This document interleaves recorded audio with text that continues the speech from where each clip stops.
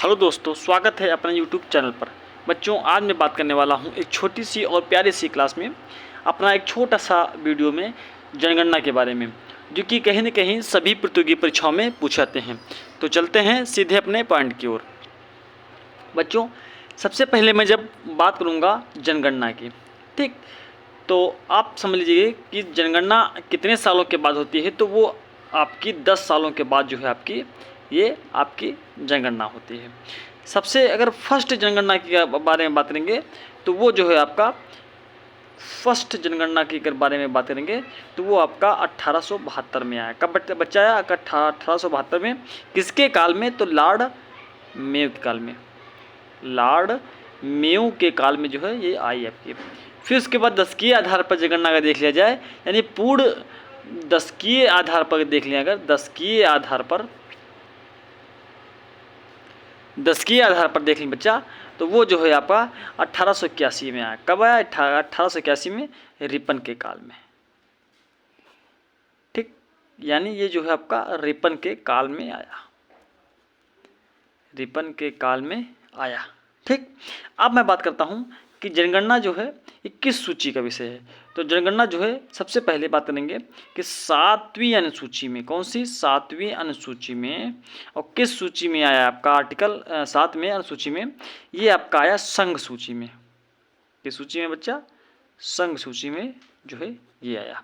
ठीक, और मैं बात करूँगा कि 2011 के अनुसार, किसके अनुसार? 2011 के अनुसार अगर देखें तो ये अब तक कौन सी कितने नंबर की जनगणना हुई है।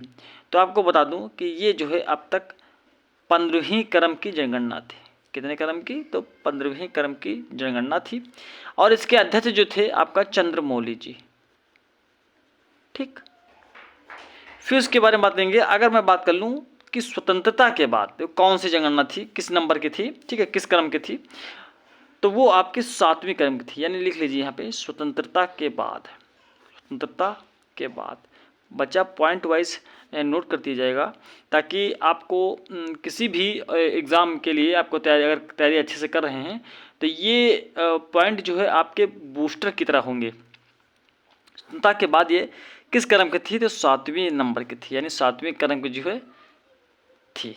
ठीक है, अब बात करेंगे बच्चा कि इसमें देखेंगे कि आपका जो फर्स्ट जनगणना जो थी, सबसे पहले अगर जनगणना की बात करेंगे तो वो आपका 1970 में। और कहाँ पर हुई थी? विश्व लेवल पर देखा जाए तो अमेरिका में। बस एक पॉइंट और एक्स्ट्रा रह गया था, वो आप नोट कर लीजिए कि ये जो है आपका ये थे। अब देखेंगे थोड़ा पर दो पॉइंट है। एक तो आपका जनगणना हो गया और एक आपका हो गया जनसंख्या। ये 2 पॉइंट आप एक्स्ट्रा फैक्ट में रख लीजिए। जनगणना देखेंगे तो ये आपका संघ सूची का विषय है। किस सूची का? संघ सूची का विषय है। और अगर जनसंख्या देखेंगे तो ये क्या है? समवर्ती सूची का विषय है। किस सूची का विषय है? समवर्ती सूची का विषय है। ठीक, तो अब चलते हैं सीधे अपने पॉइंट पर। चलते हैं, बात करते हैं आप उसी के बारे में। सबसे पहले अगर बात करेंगे तो देखा जाएगा रिलीजन्स, यानी धर्म के बारे में। क्या? धर्म के बारे में कि फर्स्ट स्थान पे कौन, सेकंड स्थान पे कौन है। पहला स्थान देखेंगे, फर्स्ट स्थान देखा जाए तो आपका फर्स्ट अपना हिंदू स्थान है। ये पूरी जनसंख्या का कितने % है? तो ये आपका कितना % है? 89 पॉइंट कितना है? 73%। ये कितना है आपका? ये है। सेकंड स्थान पे आपका कौन है? तो मुस्लिम है। कौन सा है आपका? सेकंड स्थान पे आपका मुस्लिम है। अगर ये जनसंख्या के हिसाब से देखा जाए तो ये आपका 19.26 है। ठीक, अगर थर्ड के हिसाब से देखा जाए तो इसमें आपका बच्चा क्या होगा? थर्ड के अनुसार आपका सिख होगा। क्या होगा? सिख होगा, जो कि पॉइंट जो है 32 है। और फोर्थ अगर देखा जाए तो ये आपका क्या होगा? सिख और क्या होगा? ईसाई। क्या हो जाएगा बच्चा? ईसाई। कितना % है? तो वो आपका 0.18% है। ठीक, ये आपका। फिर उसके बाद फिफ्थ अगर देख लिया जाए तो आपका कौन सा बच्चा होगा? अब आपका होगा जो है जैन धर्म। जैन धर्म जो कि आपका 11% है। ठीक है, और आपका इसी टाइप का आपका 6 देखा जाए तो बौद्ध धर्म होगा। बौद्ध धर्म जो आप कितने % होगा? ये आपका यानी 10% होगा। ठीक, और अगर अन्य देख लिया जाए तो अन्य में बच्चा आपका केवल 1% होगा। तो ठीक, तो यहाँ पर हमने क्या किया कि जो है आपको पूरे धर्म के बारे में बताया।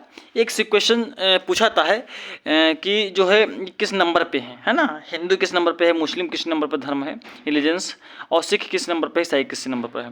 तो बच्चा आपको मैं बता दूं, अगर आप इस वीडियो पे हैं, प्रॉपर बने रहते हैं, तो मैं आपसे वादा करता हूं कि अगर आपका जो यूपी है, यूपी चाहे वो करंट अफेयर हो, चाहे आपका स्टैटिक जीके पोर्शन कुछ भी हो, मैं आपको एक एक पॉइंट करके सारा आपको कवर करा दूंगा। फिर उसके बाद क्या करूंगा कि इससे जो है बनने वाले क्वेश्चन आपको मैं 50 यानी आपको 500, ठीक है, 500 या 1000 क्वेश्चन जो है आपको प्रैक्टिस सेट के लिए दे दूंगा, ताकि जो है उसमें आप शुमार हो जाएं और कोई भी क्वेश्चन जो है, सभी क्वेश्चन जो है यहाँ से आपका फंस जाएं, ठीक है। तो अब चलते हैं सीधे अपने पॉइंट की ओर कि क्या क्या बात है। सबसे पहले अगर बात करेंगे तो आपका साक्षरता के बारे में, कि आपका सर्वाधिक साक्षरता कहाँ पर है,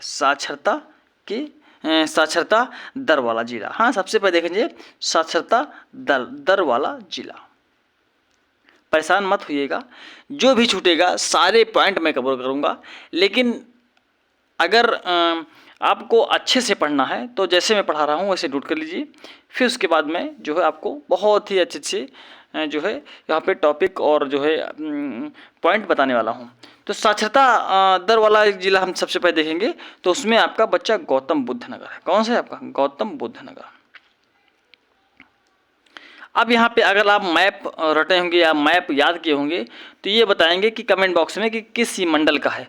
चलिए मैं बता देता हूँ, ये आपका मेरठ मंडल का है। मेरठ में कौन कौन से होंगे? यहाँ पे आपका बागपत होगा, फिर यहाँ पे क्या होगा आपका, यहाँ पे बागपत होगा, यहाँ पे आपका गाजियाबाद होगा, यहाँ पर हापुड़ होगा, और यहाँ पे गौतम बुद्ध नगर, और यहाँ पे क्या होगा, बुलंदशहर। तो ये जो है आपके टोटल जो है ये आपके ज़िले थे, ठीक है। अब मैं बात करूँगा कि न्यूनतम साक्षरता दर वाले, कहीं जहाँ पर साक्षरता सर्वाधिक होगा तो ये मान लीजिएगा कि वहाँ पर सबसे कम होगा, जाहिर सी बात है। तो अगर न्यूनतम की ओर चलेंगे हम, क्या चलेंगे, न्यूनतम साक्षरता वाला दर वाला आपका जिला, तो वो आप देख लीजिए वो क्या आपका है। सबसे पहले कौन यहाँ है? श्रावस्ती। क्या आपका है? श्रावस्ती। अब बच्चा साक्षरता को लेकर के हम बात करेंगे, तो इसमें क्या होगा कि जो है आपका साक्षरता में पुरुष सर्वाधिक कहाँ होंगे, सर्वाधिक, और महिला सर्वाधिक कहाँ है, ठीक। फिर उसके बाद आपका न्यूनतम आ जाएगा कि न्यूनतम पुरुष और न्यूनतम महिला। अगर आपको याद करना है कि साक्षरता वाला दर वाला जिला, तो अगर आप ऐसे नहीं याद कर पाते हैं तो यूँ याद कर लीजिए कि सबसे ज़्यादा पढ़ा लिखा वाला जिला या सबसे कम पढ़ा लिखा वाला जिला कौन कौन से हैं। तो चलते हैं बात करते हैं कि पुरुष में सर्वाधिक साक्षरता वाला जिला कौन सा है, तो वो आपका गौतम बुद्ध नगर ही है। कौन सा है? गौतम बुद्ध नगर है। गौतम बुद्ध नगर है। और अगर न्यूनतम के बारे में बात करेंगे तो वो कौन है? न्यूनतम के बारे में बात करेंगे तो वो आपका श्रावस्ती है। कौन बच्चा है? तो वो आपका श्रावस्ती है। फिर अगर मैं बात करूँगा कि न्यूनतम के बात करूँगा, सॉरी यहाँ पे ये होगा, न्यूनतम की बात करूँगा तो श्रावस्ती है, ठीक है। और महिला अगर सर्वाधिक देख लिया जाए तो वो कहाँ की है सबसे ज़्यादा पढ़ी लिखी, तो वो आपकी कानपुर की हैं। कहाँ की हैं? आपका कानपुर की हैं। और जो है न्यूनतम के बारे में बात करेंगे तो वहाँ का भी आपका श्रावस्ती है, ठीक। तो यहाँ पे इतने पॉइंट आपको कवर करने होंगे कुछ मेहनत करके।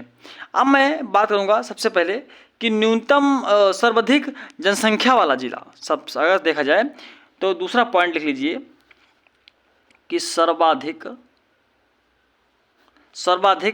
जनसंख्या वाला जिला कौन सा? सर्वाधिक जनसंख्या वाला जिला अगर देख लिया जाए, जनसंख्या वाला जिला, तो वो कौन सा? सबसे ज़्यादा अगर जनसंख्या या सबसे ज़्यादा लोग अगर रहते हैं किस ज़िले में, तो वो आपका इलाहाबाद है। कहाँ बच्चा? इलाहाबाद। जाहिर सी बात है कि सबसे ज़्यादा जो आपका मेला जो लगता है वो जैसे तो आपका मथुरा में लगता है, लेकिन सबसे बड़ा मेला अगर बात करेंगे तो वो आपका इलाहाबाद। तो इलाहाबाद में जाहिर सी बात है कि जब बड़ा मेला होगा तो जनसंख्या बड़ी होगी। यानी ऐसे आप कोई चीज़ से भी रिलेट कर लीजिए और अपने दिमाग में जो भी पॉइंट है वो बैठाने की कोशिश करिए। तो इलाहाबाद जो है सर्वाधिक जनसंख्या वाला आपका जिला है, ठीक है। तो अब मैं बात करता हूँ, चलता हूँ कि न्यूनतम जनसंख्या वाला जिला वो देखा कौन है। तो अब ये तो खुद एक मंडल है। अगर देखेंगे तो न्यूनतम जनसंख्या वाला जिला तो वो आपका क्या है, महोबा। अब यहाँ पे देखिए कि महोबा जो है ये किस मंडल का है। तो ये आपका बच्चा किसका है, चित्रकूट का। क्योंकि चित्रकूट में पता है क्या क्या कौन कौन आते हैं। आपका चित्रकूट में आपका महोबा आता है, बांदा आता है, ये आपके चित्रकूट में आते हैं, ठीक है। तो अब चलते हैं, बात करते हैं कि सबसे अधिक जो है 10 की वृद्धि वाला जिला सबसे देख लेते हैं। यहाँ पे छोटे छोटे पॉइंट में देखते हैं कि सर्वाधिक जो है सर्वाधिक दशकीय आधार पर सर्वाधिक जो है क्या है, दशकीय आधार पर सर्वाधिक दशकीय आधार पर वृद्धि दर जिला कौन है। मतलब वृद्धि जो है दशकीय आधार पर किस जिला में हुई। तो पता है किस जिले में क्यों हुई, तो आपका जो है गौतम बुद्ध नगर। मैं बच्चा क्यों जो है बार बार उस पॉइंट को बता रहा हूँ, क्योंकि आपको ये समझ लीजिए कि गौतम बुद्ध नगर कितनी बार पड़ता है और कितनी में आपका आगे है। यानी कहने का मतलब ये है, मेरी कोशिश ये रहेगी बच्चा कि जितने भी सारे एक जैसे पॉइंट हैं वो एक जगह कलेक्ट कर दिया जाए, फिर उसके बाद जैसे विभिन्न प्रकार के हैं तो वो अलग रख दी जाए। इसलिए मैं जो है उन्हीं पॉइंटों को कराता हूँ जो क्या है, एक ही टाइप के हैं, ठीक है। गौतम बुद्ध नगर तो इसके आधार पर अगर आपको वृद्धि हुई है तो गौतम बुद्ध नगर। अगर न्यूनतम देख लिया जाए, न्यूनतम दशकीय वृद्धि देख जाए, दशकीय वृद्धि दर देख जाए, वृद्धि दर, तो वो पता है क्या है, आपका कानपुर, ठीक। तो बच्चा आज के लिए बस इतना ही वीडियो। अगर आपको ये वीडियो अच्छी लगे तो कमेंट बॉक्स में कमेंट करिएगा कि ये वीडियो आपको कैसी लगी, ठीक है। ये जानकारी आपको कैसे लगी। अगर आपको अच्छी लगी हो तो प्लीज़ लाइक, सब्सक्राइब और सपोर्ट करिएगा। और बच्चा इस वीडियो पर बने रहिएगा ताकि मैं जो है अच्छे अच्छे पॉइंट्स जो है आपके माध्यम से जो है लाने की कोशिश करूँगा, ठीक है। तो चलते हैं बच्चा, धन्यवाद, थैंक यू।